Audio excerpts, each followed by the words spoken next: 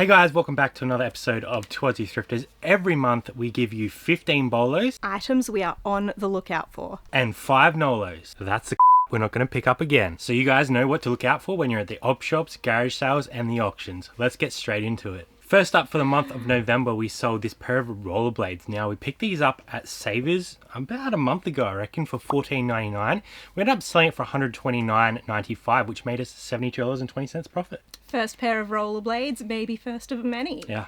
We sold this Ness dog bone controller in the box, and this has been part of Brad's collection for a long time. He paid $20 for it originally, and we sold it for $80, which means that we made $39 profit. Yeah, I actually had a duplicate of that, which is why I sold it off, so happy to get rid of that one. Next up, Savage Garden Cassette. We got this in lot number 5 like last week. We paid about $2.50 per cassette, which was quite high, but we ended up selling the Savage Garden one for $34.95, which made us $19.21 profit on that individual cassette. Not too shabby. We dropped into a Salvos and I found this little My Hero Academia doll. I had never heard of that before, but I looked it up, found some pretty good comps, and I actually used my Salvos points to get this doll for free. We paid nothing. And we ended up selling it for $60. Really happy with that. It was new. We made $42.05. Next up, Sony Dream Machines. I love picking up these things. A lot of people look over them, and they're usually only $4 to sort of $6.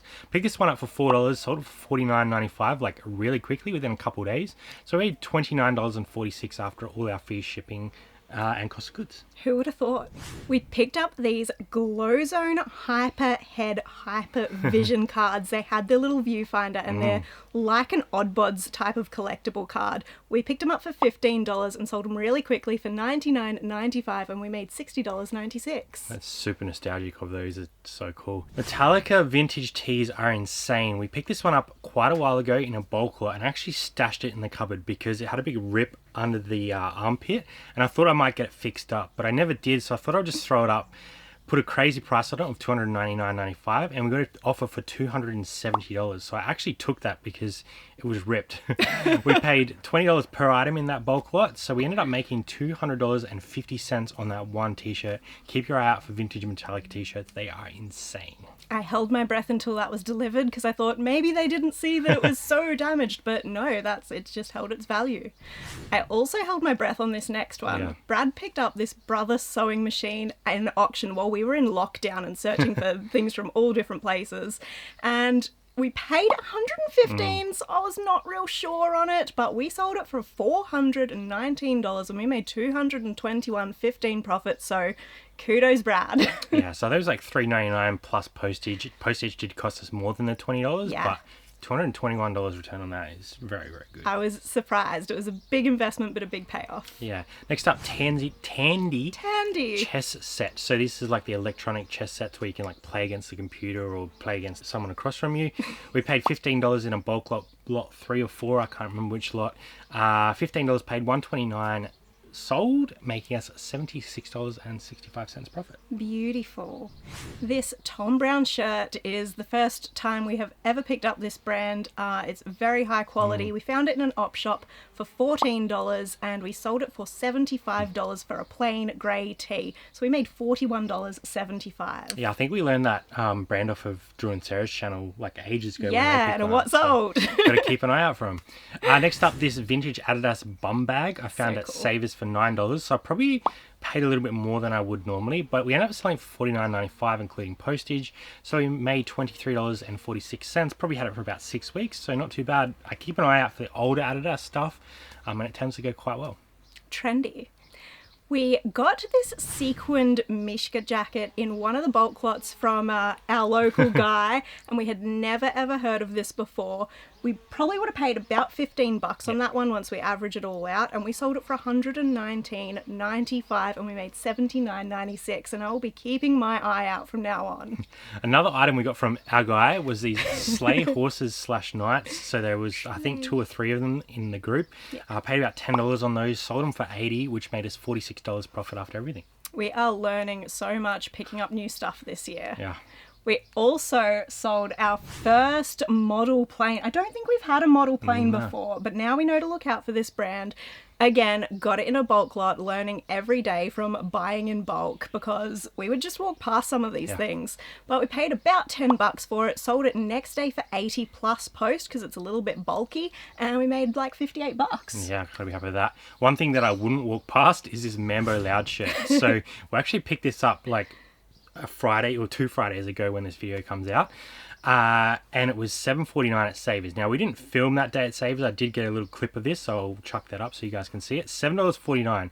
I didn't think we were going to sell it for this much money because it was pretty plain. It just had like an imprint of cars all over it. $150 we sold it for in like a week. So I made $112.01. That's probably my best Mambo Loud find. I still haven't found one of like the really crazy ones, but keep an eye out for Mambo Loud. It is a great brand. Absolutely. All right, let's get into those Nolos, those items we wouldn't pick up individually if we found them at an op shop or a garage sale. Most of these items come out of bulk deals, so that's what you get with bulk deals. But we like to share these so you guys know what we're not on the lookout for when we're in the op shops. Yeah, don't buy it just because you saw us packing it up one day. Not everything is a great sale, and one of them was this SingStar PlayStation 3 game. We paid $2 for it. We ended up selling it for $14, and we made $6.60. But we really do want to be kind of getting a bit more return for our time. In this case, we're just getting the return back on some of our investment in a bulk lot. Yeah, and same with its Calibre men's button-up long sleeve shirt. Calibre is a very finicky brand where there's some stuff that'll do really well, but generally the market sort of dropped off a little bit on this. So we picked this one up quite a while back for $8. We ended up taking an offer of $30 on it, so we only made $9 on that. So yes, we made a decent amount back, but it took a long period of time to sell. And realistically, I'd rather spend that $8 on some other stuff that's going to turn a lot quicker. So leave that one off the list. SNES games usually do really well for us, but this Rise of the Robots game was just a bit generic. It's a really common game, so we paid $4 for it. We sold it for $17.50 and made like $2.38. Yeah, not a lot. Next up, DVD, this Yellowstone one. We picked this up a long time ago in a bulk lot for $1. We sold this for $10 plus postage, so we did make $7.50, which when you look at return on investment is quite good. But again, it took a long time to sell, so that dollar probably would have been better off put into something else, even if it was a higher value, to get money turning through the business a lot quicker. Yeah, and sometimes with these little things, it's actually better for us to put it in a donation and donate it to Savers when we go there, because that gets us a 20% discount. So there are a few different ways to deal with that crummy excess stock and turn it into something better. Yeah. This Pokemon VHS, again, it cost us $1. We sold it for $18.99, which is pretty good for a VHS that's a fairly common one. So we made $6.64, but if I see it on the shelf, I'm probably not going to grab it.